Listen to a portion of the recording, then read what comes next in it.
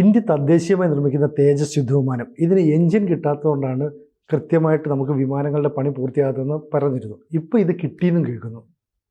വാസ്തവം കഴിഞ്ഞ ദിവസമാണ് കൊടുത്തത് ആദ്യത്തെ എൻജിൻ. അവിടെ മസാച്യുസെറ്റ്സിലാണ് കൊടുത്തിരിക്കുന്നത്, അമേരിക്കയിൽ. അത് വരാൻ കുറച്ച് 1-2 മാസം കൂടിയൊക്കെ എടുക്കും ഇങ്ങോട്ട് വരാൻ. അതായത് കഴിഞ്ഞ മാർച്ചിൽ നമ്മൾ വ്യോമസേനയ്ക്ക് ഹിന്ദുസ്ഥാൻ എയറോനോട്ടിക്സ് ലിമിറ്റഡ് HAL ഇത് കൊടുത്ത് തുടങ്ങേണ്ടതായിരുന്നു. കഴിഞ്ഞ മാർച്ചിൽ തന്നെ 48,000 കോടി രൂപയുടെ കരാറ് ഒപ്പുവെച്ചിട്ടുണ്ട് നമ്മുടെ പ്രതിരോധ വകുപ്പും HAL-ഉം കൂടി. അപ്പൊ കൊടുത്തു തുടങ്ങേണ്ടതായിരുന്നു കഴിഞ്ഞ മാർച്ചിൽ. അപ്പൊ കൊടുത്തു തുടങ്ങാൻ പറ്റിയിരുന്നില്ല. എന്താന്ന് വെച്ച് കഴിഞ്ഞാൽ GE എയറോസ്പേസ് അമേരിക്കയിലെ അവരാണ് എൻജിൻ തരേണ്ടത്.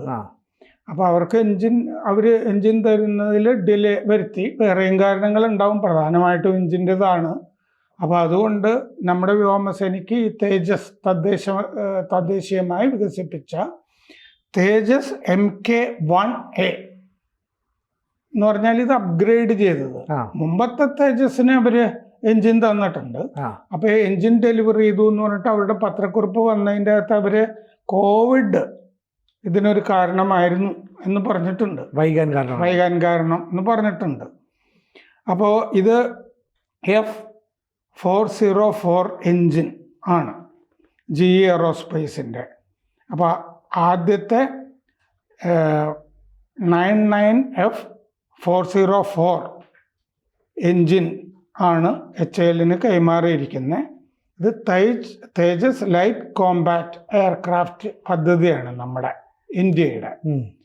അപ്പോൾ ഇത് 2021 ഫെബ്രുവരിയിൽ പ്രതിരോധ വകുപ്പ് കരാർ ഒപ്പിട്ടതാണ്.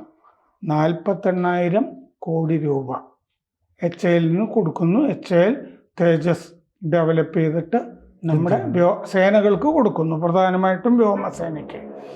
48,000 കോടി രൂപ ഹിന്ദുസ്ഥാൻ എയറോനോട്ടിക്സ് ലിമിറ്റഡിന് ബംഗളൂരു കൊടുത്തിരിക്കുന്നത് 83 തേജസ് വിമാനങ്ങൾ നിർമ്മിച്ച് കൈമാറാൻ വേണ്ടിയിട്ടാണ്. 83.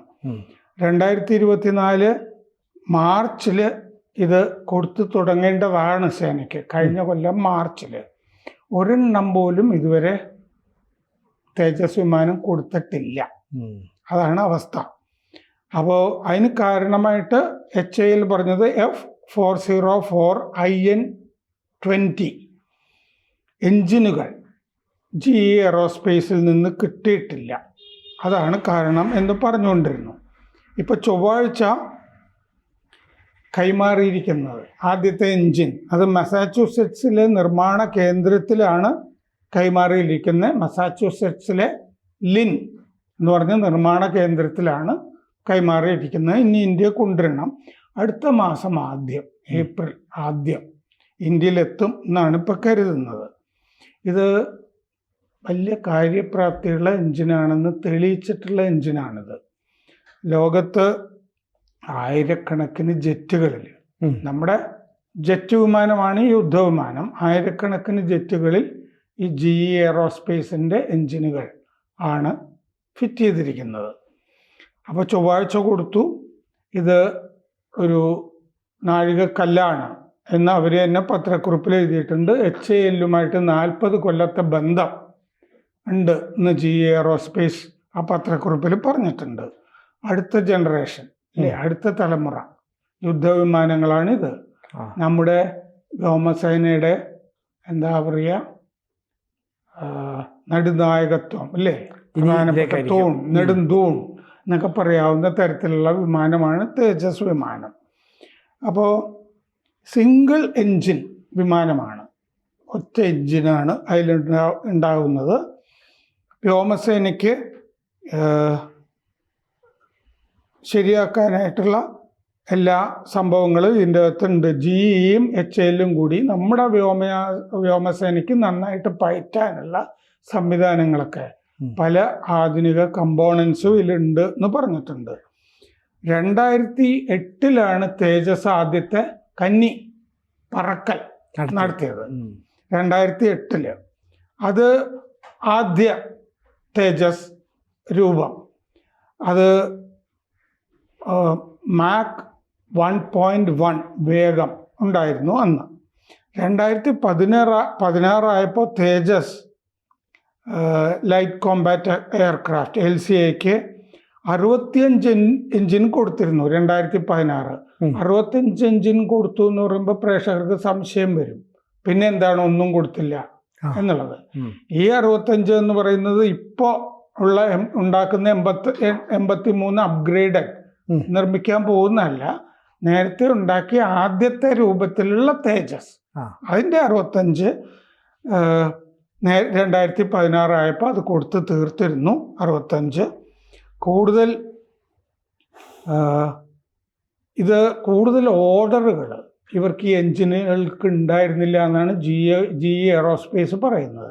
വേറെ രാജ്യങ്ങളിൽ നിന്നൊന്നും ആവശ്യക്കാരുണ്ടായിരുന്നില്ല. അപ്പോൾ അവർ പ്രൊഡക്ഷൻ ലൈൻ അത് ക്ലോസ് ചെയ്തിരുന്നു, ഇതിൻ്റെ ഉൽപ്പാദനം നിർത്തിവെച്ചിരുന്നു, പ്ലാന്റും കാര്യങ്ങളും എല്ലാം നിർത്തിവെച്ചിരുന്നു. 2021 99 എഞ്ചിനുകളുടെ ഓർഡറുകൾ കിട്ടി. അപ്പോൾ ഇവർ ആ പ്രൊഡക്ഷൻ ലൈൻ പുനരാരംഭിച്ചു. പക്ഷെ 5 കൊല്ലം ഇത് വെറുതെ കിടന്നു, ഈ പ്രൊഡക്ഷൻ ലൈൻ ഇല്ലേ. 5 കൊല്ലം ഈ എഞ്ചിൻ ഉൽപ്പാദിപ്പിക്കാതെ വെറുതെ കിടന്നു. അപ്പോൾ കുറച്ച് ശരിയാക്കുന്ന പ്രവൃത്തിയൊക്കെ വേണ്ടി വരും. അതിൻ്റെ ഇടയ്ക്കാണ് കോവിഡ് വന്നുപെട്ടത്. അപ്പോൾ ഒന്നും ചെയ്യാൻ പറ്റാതെ നിവൃത്തി വന്നു എന്ന് അവർ പറയുന്നുണ്ട്. കുറെ സത്യമാണെന്ന് തോന്നുന്നു. കാരണം ഇത് ഉൽപ്പാദിപ്പിച്ചിരുന്നില്ല, ഓർഡറുകൾ ഉണ്ടായിരുന്നില്ല. ആദ്യത്തെ നമ്മുടെ തേജസ് 65 എണ്ണത്തിൻ്റെ ഓർഡർ അല്ലാതെ പിന്നീട് അത് കുറച്ച് വൈകിയാണ് വന്നത്. 5 കൊല്ലം ഇത് ഉൽപ്പാദനം ഉണ്ടായിരുന്നില്ല. അതിൻ്റെതായ പ്രശ്നം. പിന്നെ അത് ശരിയാക്കി എടുക്കുന്ന അല്ലേ, വീണ്ടും ഉൽപ്പാദിപ്പിക്കാനായിട്ട് ശരിയാക്കി എടുക്കുക പ്രൊഡക്ഷൻ ലൈൻ പ്ലസ് കോവിഡ്, ഇതാണ് കാരണം എന്നാണ് പറയുന്നത്. ഇനിയുള്ള വർഷങ്ങളിൽ തേജസ് വിമാനമാണ് നമ്മുടെ ശക്തി. 2024 നവംബറിൽ 97 തേജസ് ജെറ്റുകൾക്ക് ഓർഡർ കൊടുത്തിട്ടുണ്ട്. കഴിഞ്ഞ കൊല്ലം നവംബർ ആയപ്പോൾ 97 എണ്ണത്തിന് ഓർഡർ കൊടുത്തിട്ടുണ്ട്. അപ്പോൾ ഇത് തേജസ് 2 തരത്തിലാണ് പ്രവർത്തിക്കുക. ഒന്ന് യുദ്ധം ചെയ്യുക ആകാശത്ത്, എയർ കോമ്പാറ്റ്. പിന്നെ മറ്റു വിമാനങ്ങൾക്ക് പിന്തുണ കൊടുക്കുക. 2 ചാരപ്രവർത്തനങ്ങൾ നടത്തുക.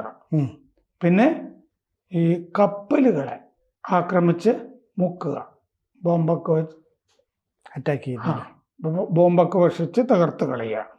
ഷിപ്പ് വേദ മിസൈലുകൾ വഹിച്ച് കപ്പലുകളെ നശിപ്പിക്കുക. കപ്പൽ വേദ മിസൈലുകൾ ഉപയോഗിച്ച് കപ്പലുകളെ നശിപ്പിക്കുക. അപ്പം മിസൈലുകളും വഹിക്കും ഇത്. അപ്പോൾ ഇങ്ങനെയാണ് ഇതിൻ്റെ സംഗതികൾ നടക്കുന്നത്. നമ്മളിനി തേജസ് വിമാനങ്ങൾ, ഡ്രോണുകൾ, ഇതൊക്കെ നമ്മൾ മറ്റു രാജ്യങ്ങൾക്കും വിൽക്കുന്നുണ്ട്.